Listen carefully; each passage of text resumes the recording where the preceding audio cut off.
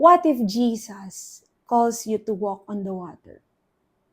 What if He asks you to do something that requires absolute trust in Him? Let's talk about Peter, a Bible character who courageously accepted the invitation of Jesus to come and walk on the water. So brave. He got out of the boat, he walked on the water, but then when the winds came, when the waves happened, he suddenly panicked, he got distracted, and then he began sinking. But before that, if you're new here, welcome to my channel, Sam Speaks, and God wants you to know that this message is exactly for you or a message that you need to share to others. So balik tayo dun sa kwento ni Peter. It sounds so familiar because we are all like Peter. We can be so brave in life. We feel like we can do all things because we carry God's promises with us. Ano ba yung mga pangako ng Diyos na pinangahawakan mo? Kaya ang tapang mong i-grab yung ganitong opportunity, ang tapang mo na gawin yung pinagagawa ng Panginoon, ang tapang mong subukan yung ganitong bagay, ang tapang mong abutin yung ganitong pangarap. You are so brave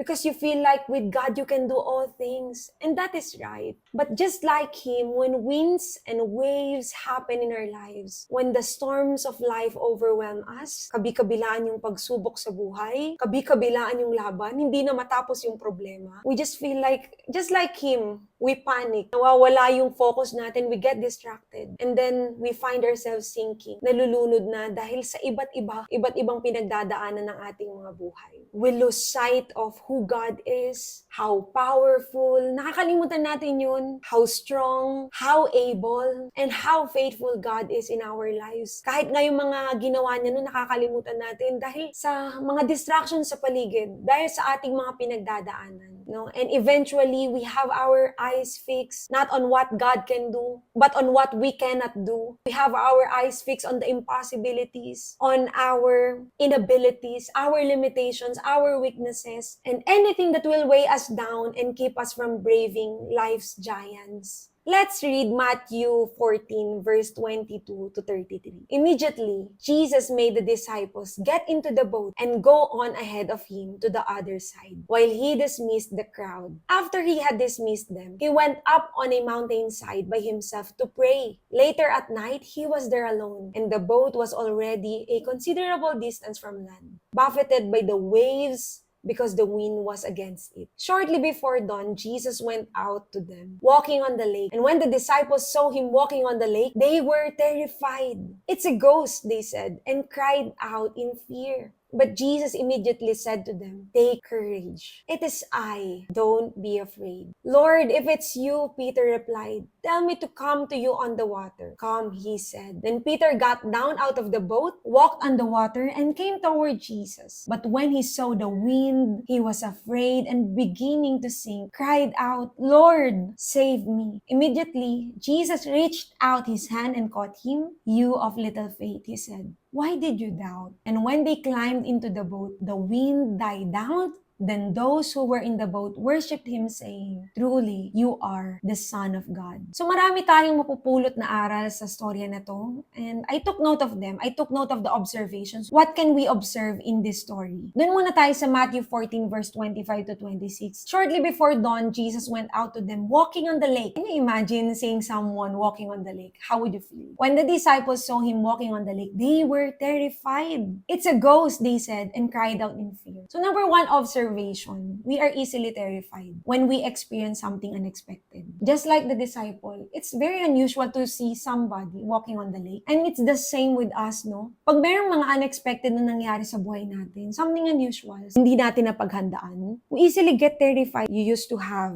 plenty, and now you have none. Nasanay ka magtagumpay sa buhay, pero ngayon wala kang ibang nararanasan kundi kabiguan. You get terrified. No, yung mga kapamilya mo malalakas ang katawan, pero mamaya biglang may nagkasakit. It's unexpected, it's unusual. We get terrified. When something unusual happens in our lives, ang una nating reaction matakot, 'di ba? Kasi hindi to pangkaraniwan. Nasanay kang masagana, pero ngayon parang walang-wala ka na ubos ka na. O kaya nasanay kang sobrang on fire kay Lord, pero ngayon nanlalamig ka. It's something that will really make us anxious. Imagine itong mga disciples, they were with Jesus for quite some time. But then, when something unexpected happened, yung fear nakapasok agad sa puso nila. And it's the same with us. No, we walk with Jesus, we journey with Jesus, but when something unusual happens in our lives, nagkagulo sa pamilya, o kaya biglang na-bankrupt yung business, nawalan ka ng trabaho, nakasanayan mong may trabaho, bigla kang nawalan ng trabaho,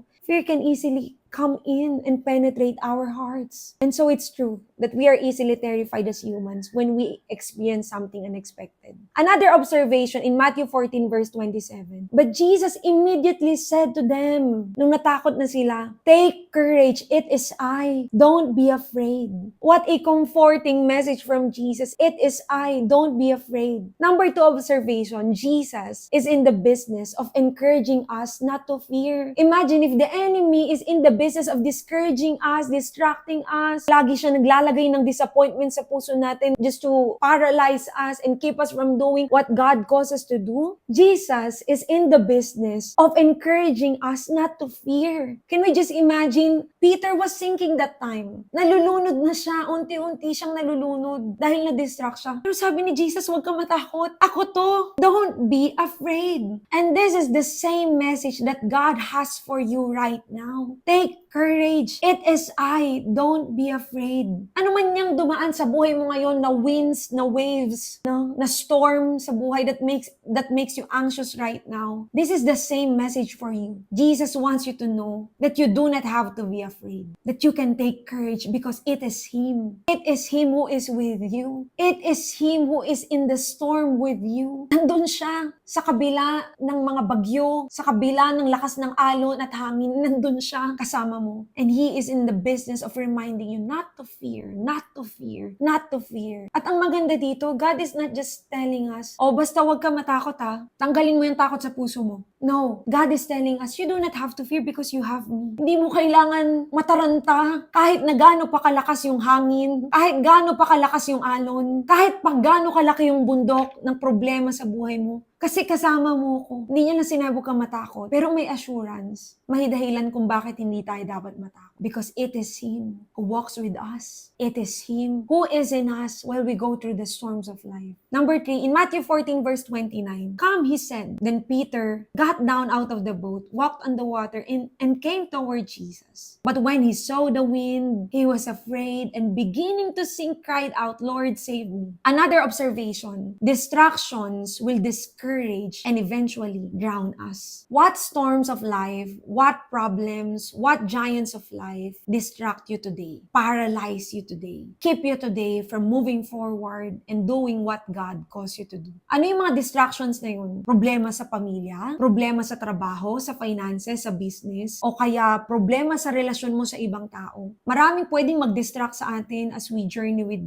God, as we journey with the Lord. No? And these distractions will discourage us. God wants us to keep moving forward. God wants us to keep on keeping on. Pero napakarami yung manghihila sa atin para hindi tayo makausad sa buhay at magawa yung dapat nating gawin, magawa yung layunin natin sa buhay. And you know what? These distractions, they will not only discourage us, they will drown us. Just like what the winds and the waves did to Peter. He was so brave. He even got out of the boat. Wala ni isa sa disciples yung gumawa niyan, si Peter lang. Lumabas siya ng boat, ibig sabihin may courage siya sa puso. But then, dumating ang malalakas na alon, ang hangin. He got distracted. Hindi na kay Jesus nakatuon yung paningin niya. Doon na siya tumingin sa hangin. Doon na siya tumingin sa hampas ng alon. And then he began to fear. And I just pray that the Lord will really free us from all kinds of distractions that weigh us down. Palayain tayo ng Panginoon sa anumang distractions na nagdi-discourage sa atin. I just pray that the Lord will turn things around for you, no, and will help you with whatever that's discouraging you right now.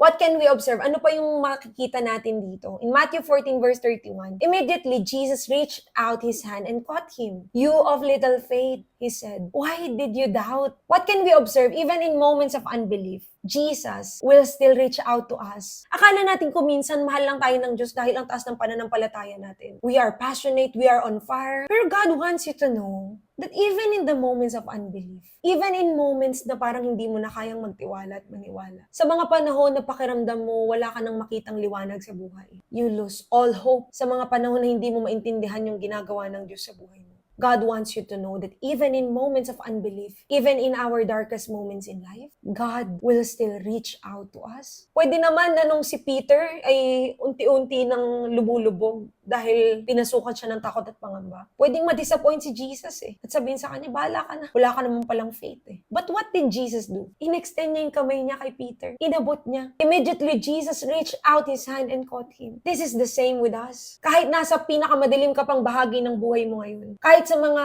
panahon na nahihirapan ka magtiwala sa Diyos, hindi malayo ang Diyos. Inaabot ka pa rin niya kung saan ka pinaka nahihirapan. Kayang-kaya kanyang abutin at tulungan kung saan parang nalulunod ka na. Parang hindi mo na kayang iligtas yung sarili mo. Even in moments of unbelief, Jesus will still reach out to you. And you know what God wants to say to you right now? Even in moments of unbelief, He loves you. He understands you. He cares for you. And He knows what to do with your weaknesses, what to do with your pain, what to do with your circumstances. He will still reach out to you. Kaya kung ano man yung pinagdadaanan mo ngayon, walang madilim na bahagi ng buhay natin yung hindi kayang puntahan ng Diyos. Kung pakiramdam mo nalulunod ka na sa kabi-kabilaang pagsubok, laban ng buhay, at iniwan ka na ng lahat, yung mga inaasahan mo na tutulong sa'yo sa mga pinagdadaanan mo, iniwan ka na. Andito si Jesus. Inaabot niya ang kanyang kamay sa'yo at sinasabi, I am here. I will not leave you. I will not forsake you. I will go with you. You don't have to be afraid. Last, Matthew 14 verse 33. Then those who were in the boat worshipped Him, saying, Truly, you are the Son of God. I took note of this. This is my favorite. Our story, no matter how messy, chaotic it may seem, is meant to make Jesus known. Yung doubt ni Peter, pwedeng hindi masyadong maganda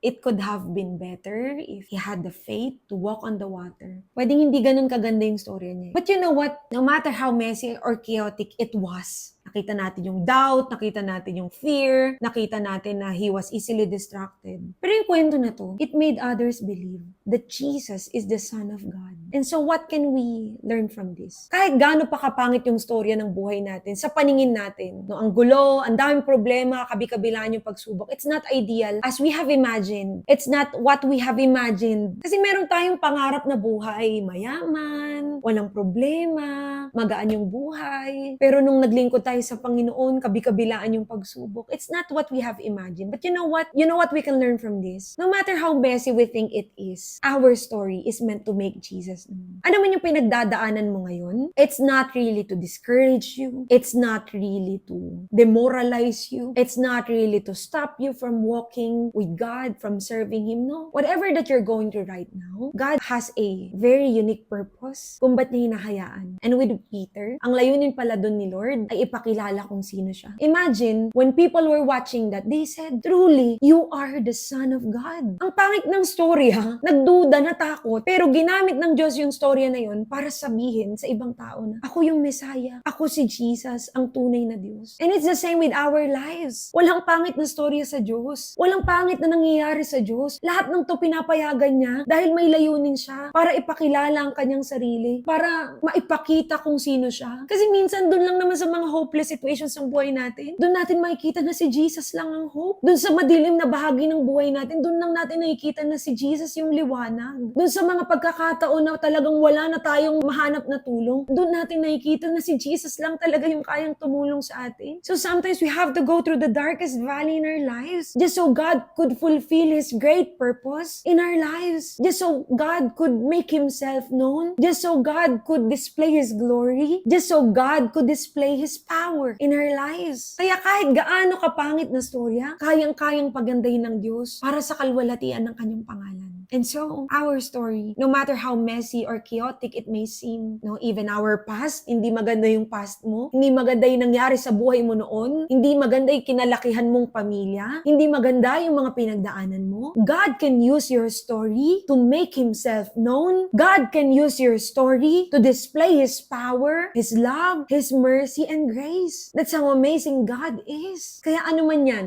ano man ang pinagdadaanan mo, it's for your good and it's for God's glory. Let me just just pray for you. Heavenly Father, we come before your throne of mercy and grace, and we thank you, God, for your message. This is your message, this is your word, this is your voice, Lord, speaking to us that we do not have to fear. Thank you, Lord, for this story. Sobrang magandang paalala, Panginoon, sa amin na madaling matakot, mangamba, pag dumating na yung mga bagyo ng buhay, pag humampas na yung malakas na alon o malakas na hangin, Lord, we easily get distracted. We are just like Peter. We can be so brave, Lord, clinging onto your promises. But when we get distracted, oh God, it's easy for us to sink, Lord. It's easy for us to doubt. It's easy for us to get discouraged and stop doing what we are called to do. Lord, I pray sa mga nakikinig ngayon, help us to just believe. Help us to just trust you, Lord. When you call us to walk on the water, when you invite us to come and do something that requires absolute trust in you. Help us, Lord. Help us to just believe that what we are going through is for our good and is for your glory. Salamat, Panginoon. Set us free from all distractions, from all discouragement, disappointments, Lord, from all the giants of life that are trying to weigh us down right now. Palayain mo kami, Panginoon. Tulungan niyo po kami, Lord, to overcome all of this so that we can move forward, so that we can walk on water, Lord, and do great exploits for your glory. Bless those who hear this message, Lord, and I pray that they will experience the breakthrough that they have never experienced before. In Jesus' mighty name. Thank you so much, God. We give you the glory, honor, and praise in Jesus' name.